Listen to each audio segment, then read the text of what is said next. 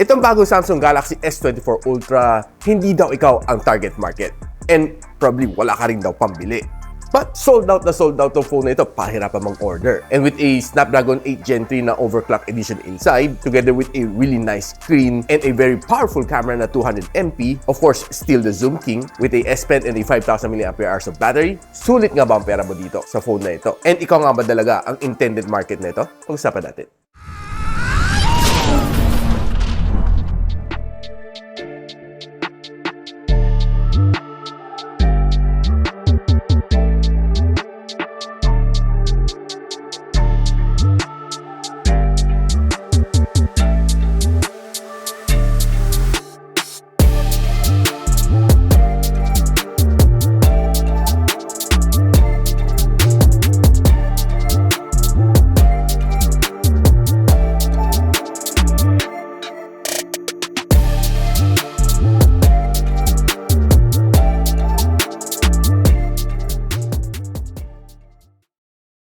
Samsung Galaxy S24 Ultra with a base variant of 12256 has a price tag ng 84,990. And meron siyang mga trade-in programs na pwede nyo tingnan.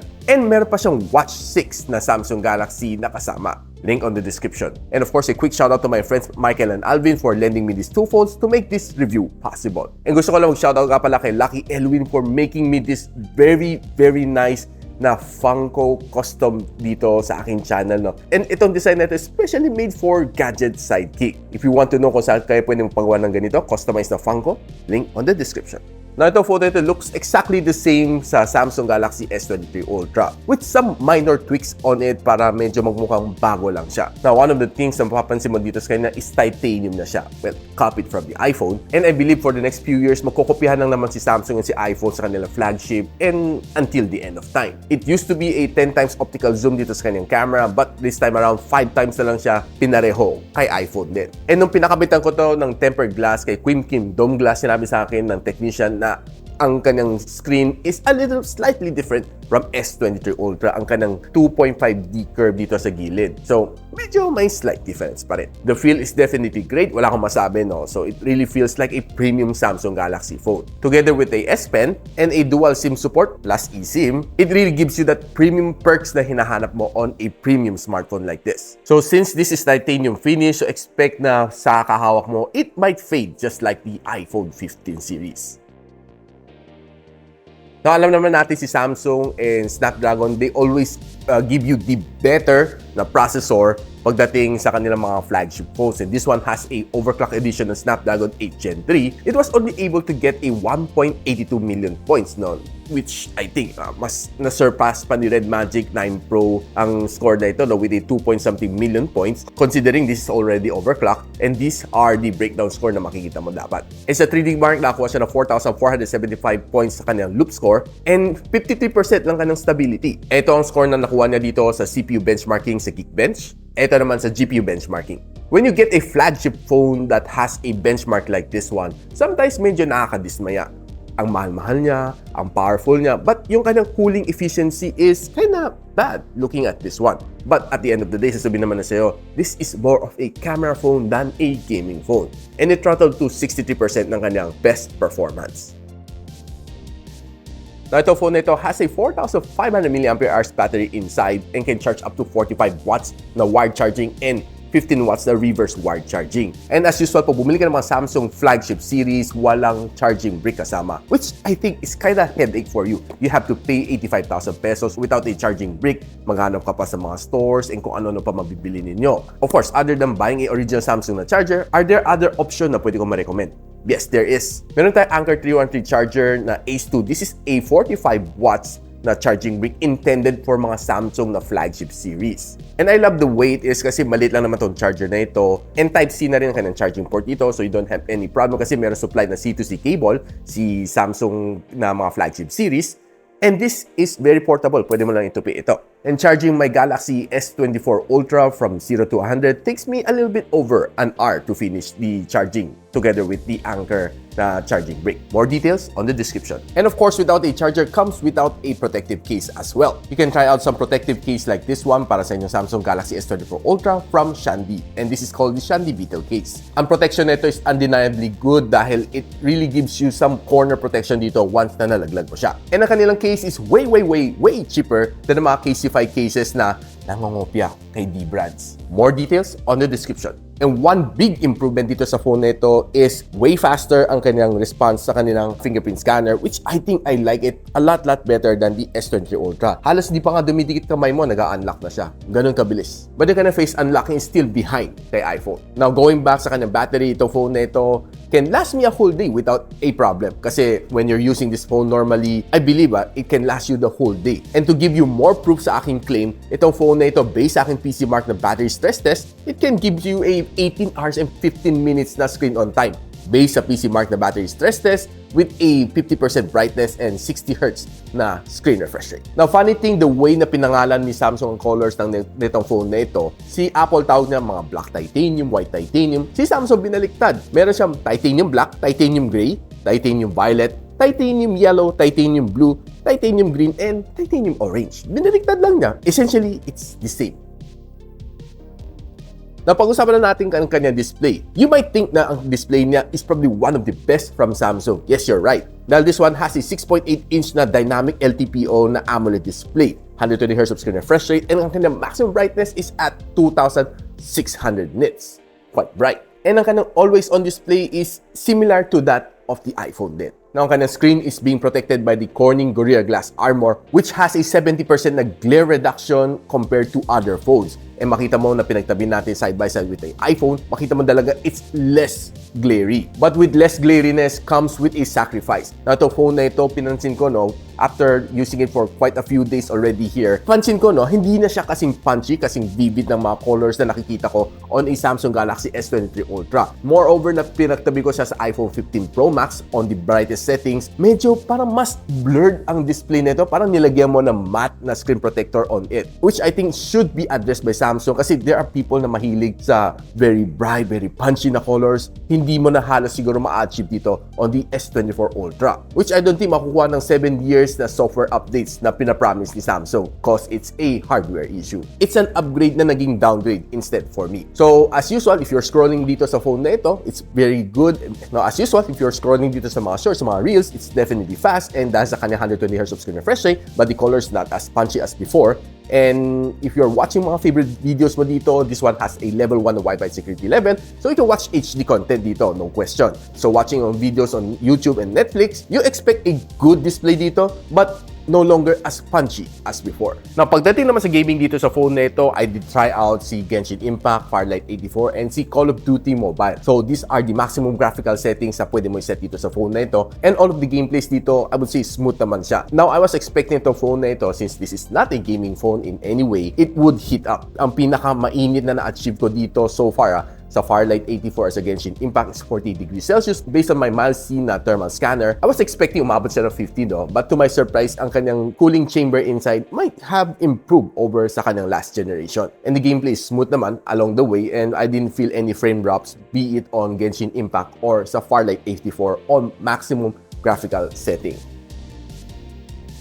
Napag-usapan na natin ang main highlight dito sa phone na ito, ang kanyang camera lenses. Now, it starts off with a 200MP na main camera sensor with OIS. Then, it also comes with a 50MP na periscope telephoto lens with 5x optical zoom with OIS as well, 10x na telephoto lens with 3x optical zoom, and 12MP na ultra-wide lens together with a super steady video na capability. It can shoot up to 8K and 30fps, and ang kanyang front-facing camera is a 12MP na main camera sensor which can shoot up to 4K and 60. Now, take note ang kanyang periscope telephoto lens. It used to be a 10x digital zoom on the Galaxy S23 Ultra, but this time binaba na to 5x zoom, but tinaasan nila megapixel count, so giving you still that clear photo kahit it's just a 5x zoom. Pwede mo pa rin zoom manually, makita mo pa rin ang mga details, and it can still also zoom up to 100x digital zoom. So pag-usapan natin some pictures na nakuha natin from outdoors. One of my favorite shot dito is itong rock na ito. So di pa natin zoom in, makita mo there's a lot of details dito, and lalo na pag zoom in mo, there's even more details than what you even need from its 200 megapixel na camera. And in some other shots like this, makita mo it's very rich in details. Lahat ng mga details na gusto mo makita dito, nandyan lahat. Taking some flower shot has probably never been this good like this one.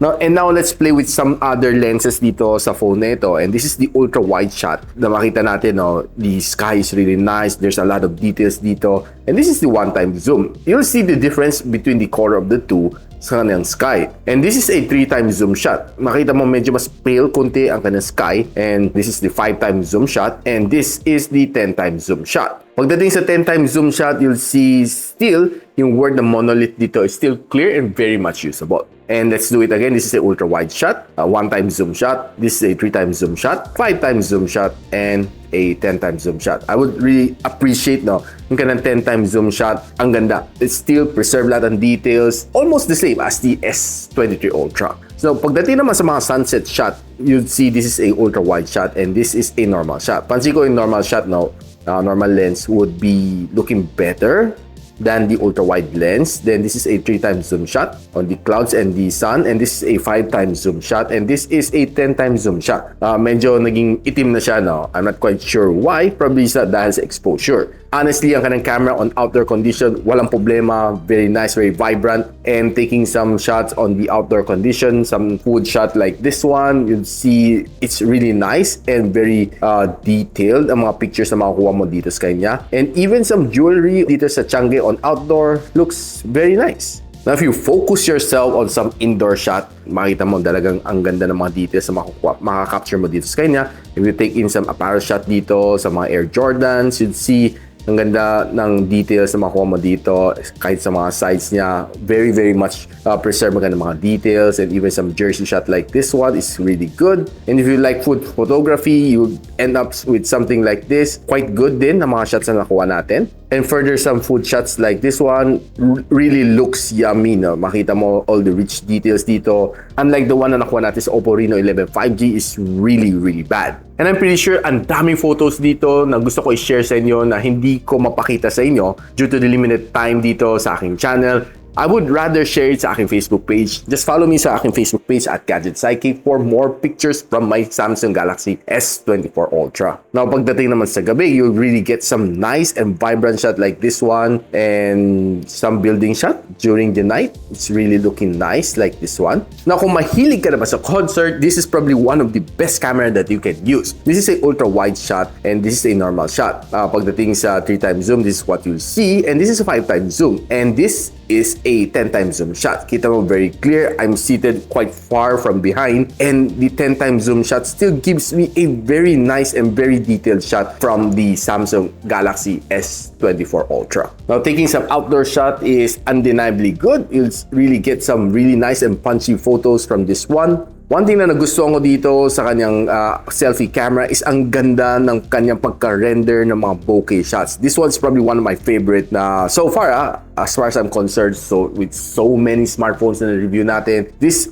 photo is probably one of the best bokeh photo that I've ever tried. Now, pagdating naman sa indoor shot, you'll really get some nice and good shot like this one, and even on low light, ganito. Now, using the front-facing camera, shooting at 4K, you'll get a really nice, clear, punchy video like this one using the front-facing camera. And pagdating naman sa indoor, you'll get something like this naman. And I would say it's really a performer, be it indoor, outdoor, low light, kayang-kaya naman itong camera niya. Now, if you're using its rear camera to take some video, maganda, very stable, very nice, very punchy ng color. And yeah, this is probably one of the camera that you would love to use when you're outdoor, especially when sightseeing or you're taking on a vacation. This is probably one of the better cameras out there for 2024. And if you're using it indoor, this is the quality that you'll be getting. Now, ito naman na makukuha mo when you're watching concert and you're zooming it all the way to 10-time zoom. So this is a 5-time zoom already right now. I will zoom it further to 10 times. So this is what you'll see on a 10-time zoom. Still very clear, very nice. This is what you expect from a Samsung Galaxy S24 Ultra. So bonus na lang to, no? This is a quick shot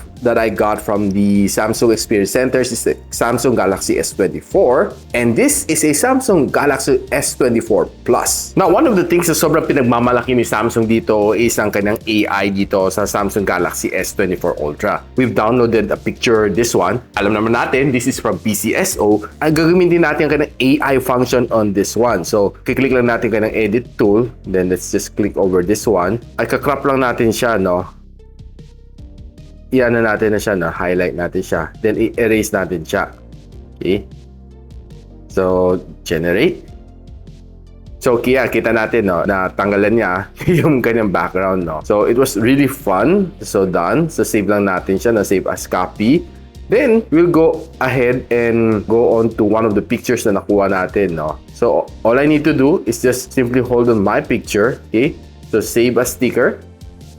So, pupunta lang tayo dito sa picture kanina, no, na in-edit natin, which is this one, I believe. Yeah, this one. So, lalagay lang natin sarili natin, no? So, edit lang natin. Stickers. Okay. Yeah. So, yung sticker natin a while ago. So, let's just simply expand. Okay. Gawin lang natin medyo realistic, no?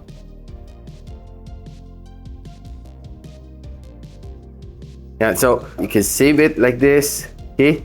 So, ganito pala experience na manalo ng 43 million pesos na loto from PCSO. And thanks to the AI ng Samsung Galaxy S24 Ultra. Now, with everything na pinag-usapan natin dito sa video na ito, are you the intended target market? Ang makakasagot lang nun is ikaw, and we are here to just give you a guide on what to choose as your next daily driver. But for me, overall, itong phone na ito is definitely good, and masusulit mo naman probably every single peso that you pay for this phone. And of course, if you like this video, don't forget to like and share to your friends, and a subscription to this channel would definitely be appreciated. And I'll see you in the next one. And so, ako para si Richmond, and you're watching Gadget Sidekick. Like and subscribe to my channel. Don't forget to hit that notification bell. For one of my latest uploads, click dito. And for one of my popular uploads, click here.